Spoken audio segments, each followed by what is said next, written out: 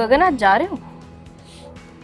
हाँ यार, तुम्हें तो पता है कि पहली नौकरी थी मेरी, यहाँ 4 साल हो गए और अब एक सही ब्रेक मिल रहा है, तो मुझे लगता है कि ये राइट टाइम है जॉब चेंज करने का। अपने पीएफ का क्या करोगे?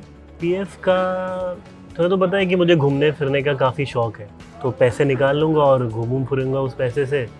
और बाकी फिर से नई कंपनी में जाऊँगा तो नया खाता खुल ही जाएगा, दोबारा से पैसे तो बन ही जाएंगे। तुम पीएफ के पैसे निकाल लोगे? अगर नौकरी बदलते वक्त गगन अपने पुराने ऑर्गेनाइजेशन के प्रोविडेंट फंड में जो भी पैसा जमा है वो निकाल लेते हैं तो बड़ी गलती कर रहे होंगे।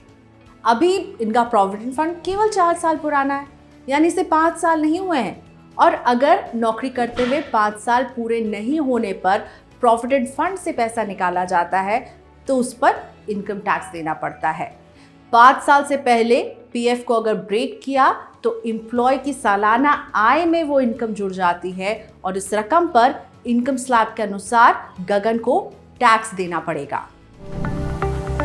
गगन को अगर इस टैक्स से बचना है तो पीएफ अकाउंट को कंटिन्यू रखना होगा। दूसरी नौकरी ज्वाइन करते ही नई कंपनी उनके पीएफ अकाउंट में पैसे जमा करना शुरू कर देगी। गगन को बस अपनी कंपनी को अपना यूनिवर्सल अकाउंट नंबर यानी यूएएन देना होगा। पीएफ अकाउंट तो एक ही रहेगा, लेकिन अब उसमें 2 खाते दिखने लगेंगे। आप जब भी नौकरी बदलते हैं तो खाता अगर ट्रांसफर नहीं भी करवाएं तब भी वो जारी रहता है और उसमें दूसरी कंपनी का पीएफ भी जुड़ जाता है, एक अलग खाता दिखने लगता है। नौकरी पेशा व्यक्ति के पास जो यूएएन रहता है वो हमेशा के लिए होता है, रिटायरमेंट तक यही खाता चलता रहेगा। ध्यान रहे, नए खाते में आपके पुराने खाते का पैसा नहीं जुड़ेगा, पुराने एम्प्लॉयर का योगदान अलग से दिखेगा। इसलिए पुराने फंड को नए खाते में जोड़ने के लिए गगन जैसे लोगों को अपने पुराने और नए खाते को मर्ज करना होगा, यानी इन्हें मिला देना होगा। पीएफ खातों को मर्ज करने का काम ऑनलाइन हो जाता है। खाता मर्ज करने के बाद आपको सारी रकम एक साथ दिखेगी और बड़ी रकम पर ब्याज मिलेगा। अलग अलग अकाउंट के लिए बार बार लॉग इन या अपडेशन संबंधी काम करने की जरूरत नहीं होगी।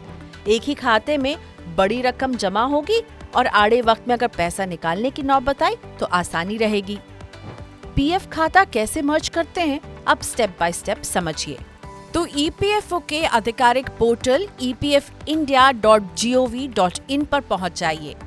अब ऑनलाइन सर्विस को क्लिक कीजिए। इसके बाद one member one EPF account tab को सिलेक्ट कीजिए। स्क्रीन पर आपको अपनी सारी पर्सनल जानकारी दिखने लगेगी। यहाँ अपनी पुरानी मेंबर आईडी, पुराना पीएफ अकाउंट नंबर और यूएएन दर्ज करें। फिर गेट डिटेल पर क्लिक करें। अब ओटीपी दर्ज करके आगे बढ़ें। आपकी रिक्वेस्ट सबमिट हो जाएगी।